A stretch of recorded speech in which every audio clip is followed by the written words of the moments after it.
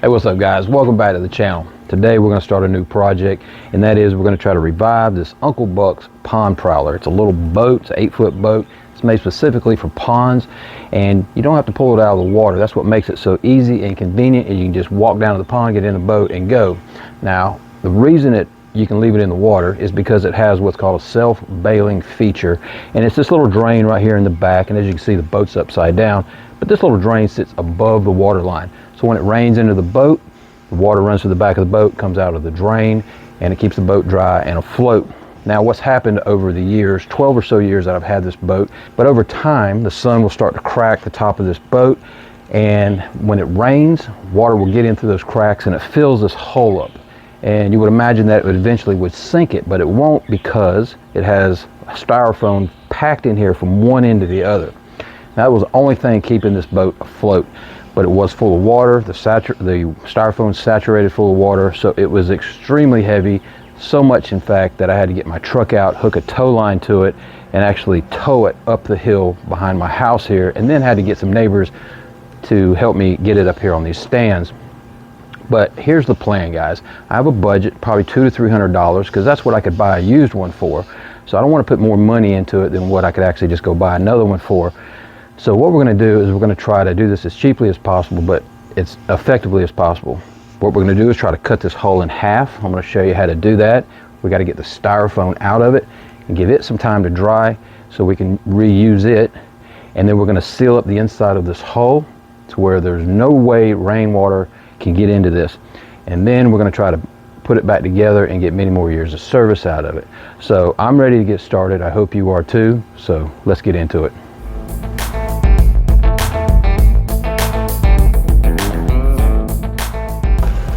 Alright guys, here's what we're going to do. We got this little Black & Decker oscillating tool. It's got a half round saw blade on it. These are the kind of saws that just go back and forth real quick. They don't actually rotate.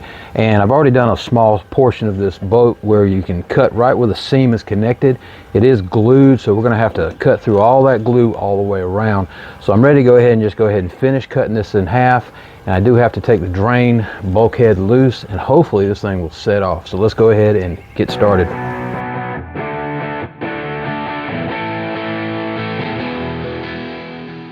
Alright guys, as you can see here, I've got this entire side cut loose, and it came apart pretty clean. That's just one side. It took me about 30 minutes roughly. So hopefully within another hour and a half, I'll have this whole thing done. Alright guys, we finally got this thing cut all the way around. It's ready to come off except for one thing. We've got to take the nut off the drain so that can slip through. Should be able to lift it off.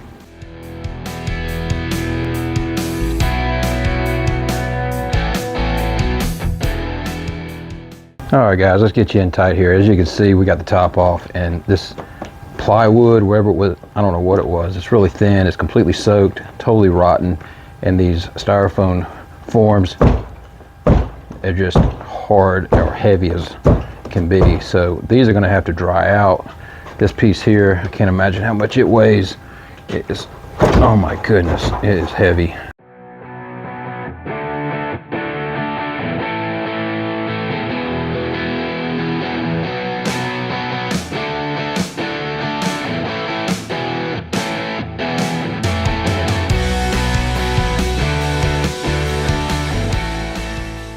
All right, before we wrap it up for the day, as you can see, I got it all cleaned up. I'll show you some of these cracks. That's probably the worst crack right there. A lot of water's coming in through right there.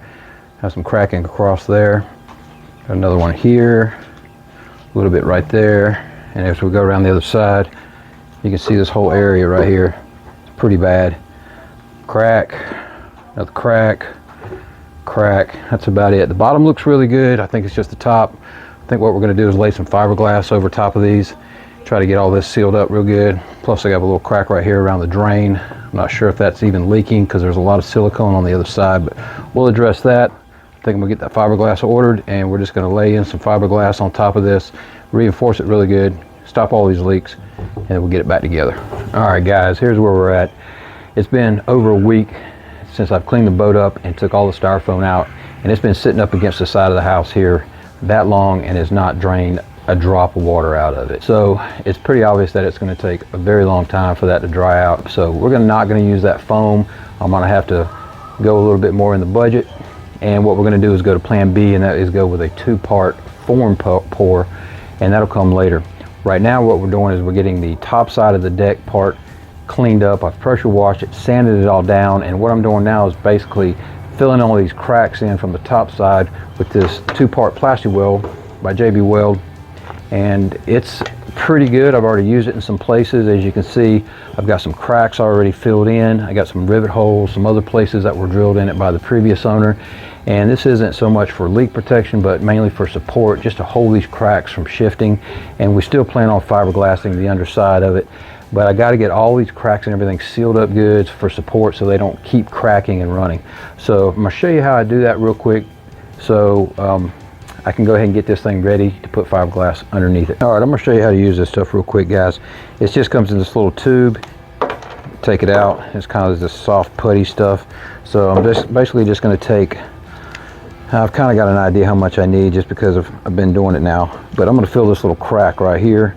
So I'm going to take maybe cut about a 1/4 inch off. All right, once you get a little piece cut off, as you can see, the center of it's white, the outside part is blue. You're just going to smash it all up, and just do that for a few minutes until it all gets to be about the same color. Be just kind of a lighter blue, just as long as the color is consistent throughout. All right, when you got a nice consistent color, just gonna put it over the crack, and this is way more than enough, so I'm gonna try to spread this out because I'm trying to get this pretty thin so I don't have to do a lot of sanding, but use my finger to push it down in there, and I'm gonna really try to force it down into that crack as good as I can. And take a little bottle cap of water and just wet your finger. You can really smooth it out and it doesn't drag it. Now that's going to be way more than I needed, but it sure is going to support it well. So I'm going to do the rest of the cracks off camera, and hopefully by the next time we record, we'll be doing some fiberglass. All right, guys, a couple days later, finally got the top side of this top piece sanded down. All the putty filler and stuff like that's in there, the epoxy filler, all that's good. So we're ready to move on to fiberglass. I've already started in a couple places. As you can see, I've got the back part around the drain, and I've started on this back outside section, and I'm just going to keep continuing right on down. All right, here's what we've been doing. So I'll go ahead and get a couple pieces pre-cut. I don't want to work in too big of pieces, and the next thing to do is I just have this bottle for mixing it up. I got a 4-ounce mark and an 8-ounce mark, so I'm just going to be doing 4 ounces at a time, and that's going to be 40 drops of hardener.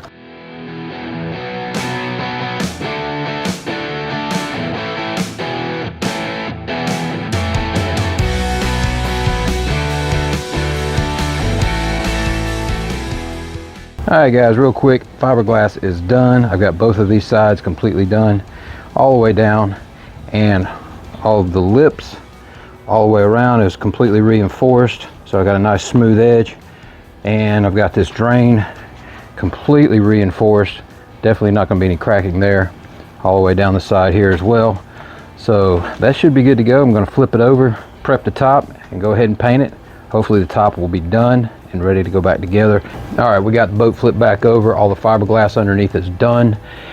We got all the holes, cracks, everything is patched up with 2-part epoxy.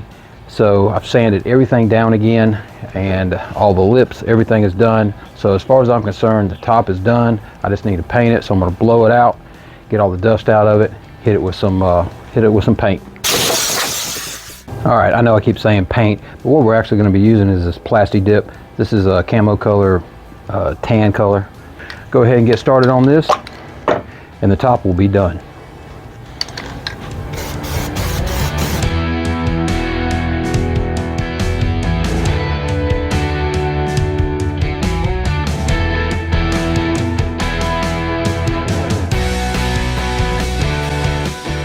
All the Plasti Dip is done. It took exactly 5 cans because that's exactly what I had left over from another job, and 1 more can would have been perfect. I could have got a couple spots that are just a little bit on the light side, but will probably they'll be just fine. So if you're going to do this, recommend at least 6 cans. That should give you plenty of coverage. So right now this top part is done. We are moving on to the next phase. All right guys, fast forward a couple days. As you saw, we got the top half completely done. Pretty happy with how that turned out. Next, we're going to move on to the bottom half. What I did was I went ahead and put the 2 drain plugs in at the bottom and the center plug, fill this thing completely up with water, let it sit for quite a while. I didn't see any leaks or nothing like that, so I felt pretty confident it was good, and it is. So what we've done now is we've went ahead and drained all the water out, wiped it down, blew it out, and I've got the old styrofoam back in here. Well, I'm using that as a guide to build these forms so I can do the two-part foam pour here in just a few minutes. All right guys, I'll show you what I got. This is part A of the foam. This is part B. What I've done is made up a mixing container for A, and I've got a mark just so I don't have to try to read it. That's at 16 ounces. Part B, I got marked at 16 ounces. Once I fill those two up, I'm going to pour them both into this mixing container, stir it up real quick. You have about 15 to 20 seconds before you can pour it.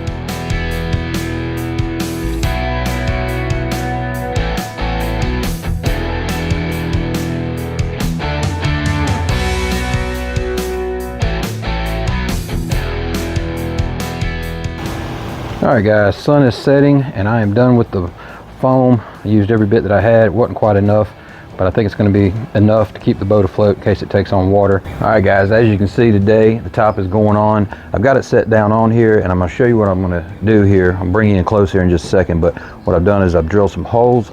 I've got some screws in here just for alignment because these sides weren't lining up just right, and I've got it spaced off with these little spacer blocks.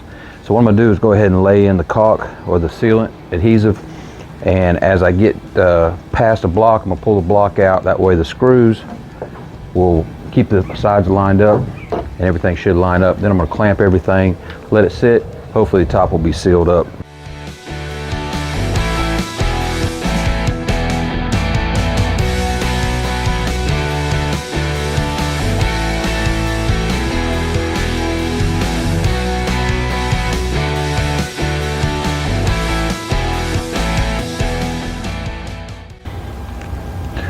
Alright guys, we got the lid back down completely tight. I got some clamps on it, and I've taken some shorter screws with some nuts and go ahead and lock those down just to make a good seal. More clamps, more bolts. This should be sealed up nice and tight and hold really well.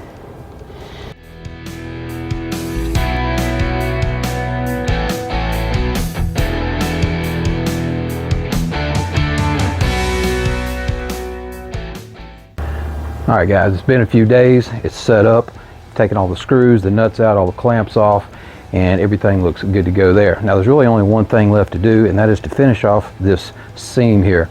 Now while it's ugly, it really doesn't hurt anything other than one thing, and that is, if you fishermen might know, if your fishing line ever contacts the side of the boat, you have any sharp edges, cut your line, there goes your fish. So we're going to try to clean this up with some of this edging right here, and what it's going to do is basically just push over this right here and hopefully cover it up. This is 25 feet.